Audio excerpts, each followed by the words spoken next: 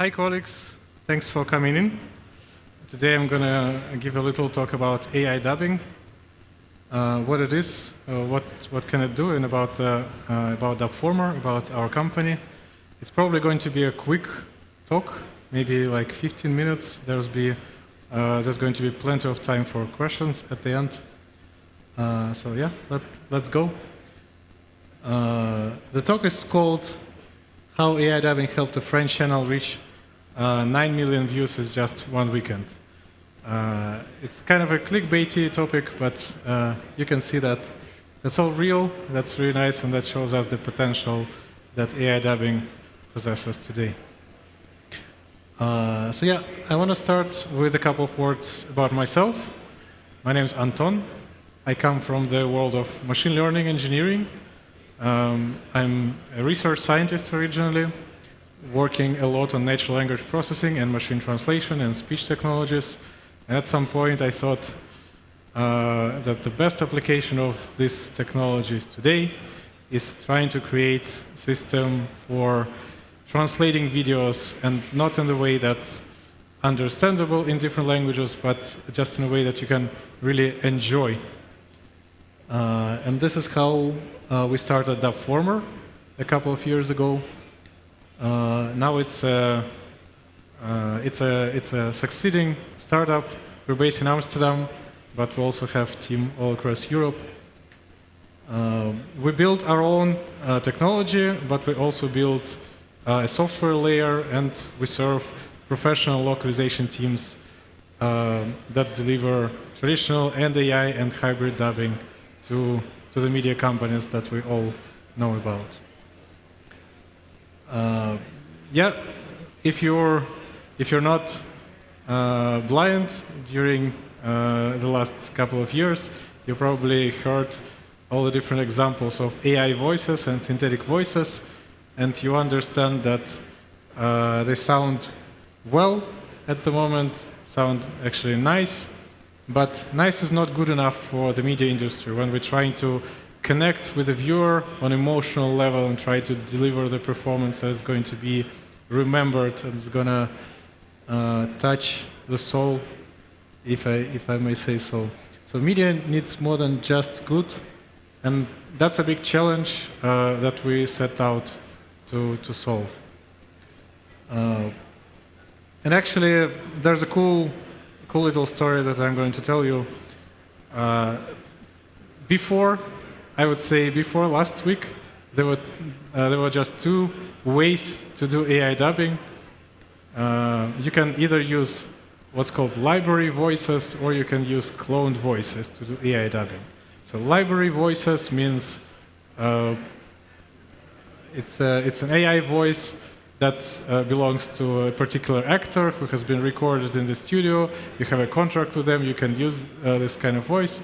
And in order to dub some kind of movie or some kind of episode of a series, you just input your script and you use this voice to do the localization. The benefits of that it's going to be really stable, it's going to be, you're going to be legally clear to use this kind of voice, but it's going to sound a little bit unnatural just because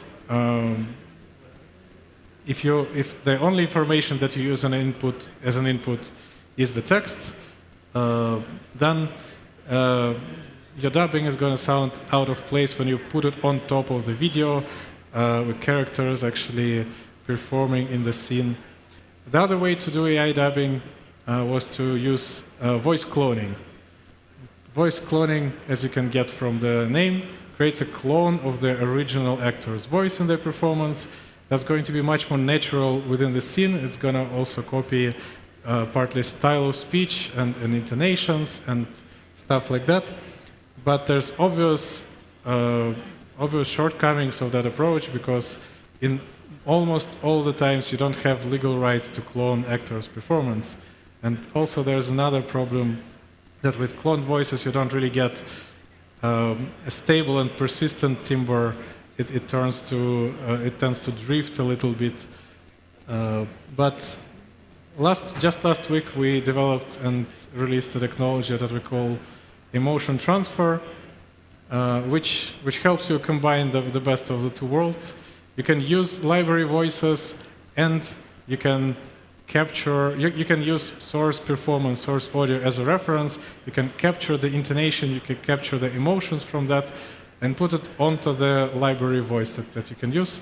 So that way you get something that's really, really nice sounding, really natural within the scene, and also doesn't clone any voices, doesn't breach any copyrights and stuff like that.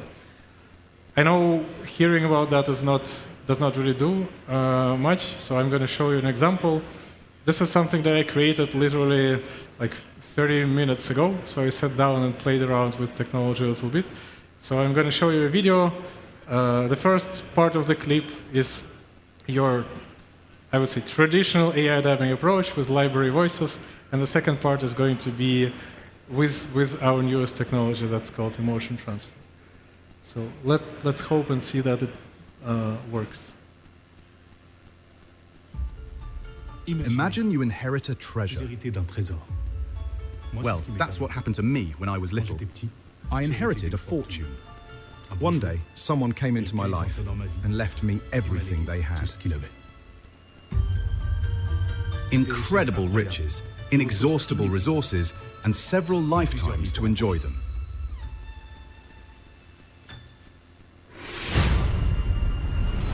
I inherited a book that is much more than a story.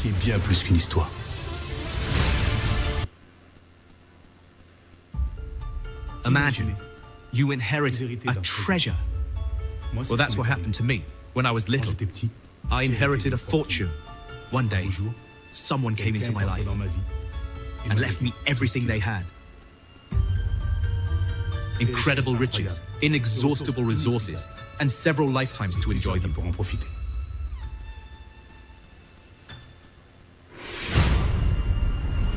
I inherited a book that is much more than a story. So, as you may know, the original language is French, and you can hear a little bit of French in the background. So the first part was AI dubbing with library voices, which is, I guess, kind of all right if you close your eyes and you don't follow the picture, don't understand that it's not really so natural in this context. The second part was the same voice from the same voice actor, but with emotion transfer technology that we develop. So it's not perfect at the moment. There's still stuff that you need to work on a little bit, and this is what our clients and our users do. So they log into Dubformer Studio, they generate the first version, and then they play around with prompting and with a little bit of voice acting and with different settings in order to achieve the best possible result. But I think this is kind of a cool demo. This is not the only demo that I want to show you, because well, it's nice to brag about our recent technology release, but the topic of the conversation is how this could be useful in the business sense with today's quality as well. So I'm going to show you another example. This is the one that's on YouTube. You can find it. And then I'm going to talk to you about this YouTube channel and Goalcast. Breakfast is served, egg boy! Allez, tiens, ton petit-déj est servi, espèce de tête d'œuf. What, you're not gonna cry to mommy and daddy, are you? Dis-moi, ils sont où tes parents? Quelqu'un va voir pour la tête d'œuf? Tête d'œuf! Tête d'œuf! Tête d'œuf! Egg boy! Egg boy! Egg boy! Tête... Watch it, egg boy! What, are you all zen now? What is this? Vas-y, montre un peu. Je t'attends, vas-y. Il va faire quelque chose ou quoi?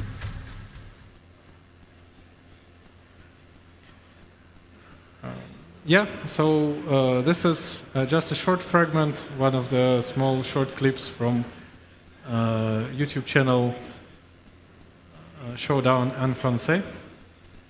This is one of the channel owned by Goalcast. This is a really cool company that has a big community of viewers on YouTube. It's more than 70 million. They have 500 million monthly views on the videos. It's different documentary formats, it's social drama, it's videos like this. And they were playing for a while, I want to say, with the idea of localizing their content into other languages than just English, and just monetizing what they created before. They tried different approaches.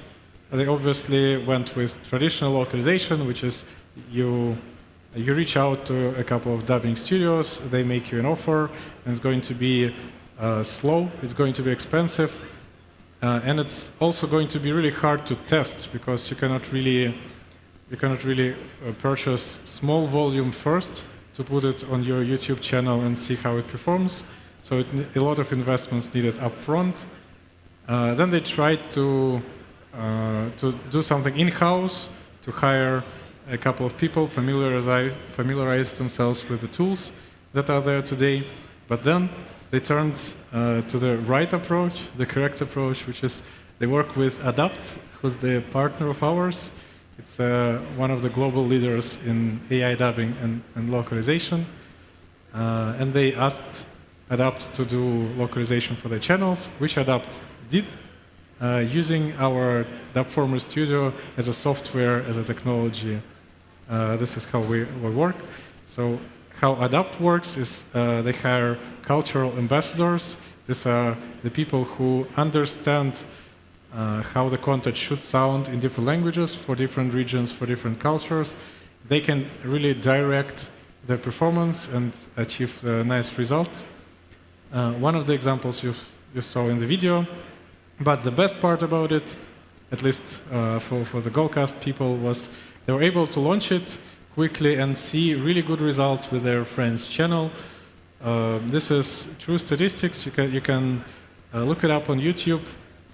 In the first 2 days of broadcasting this content localized into French on their French channel, they got additional 9 million views and additional 100,000 subscribers, which is even more valuable than that.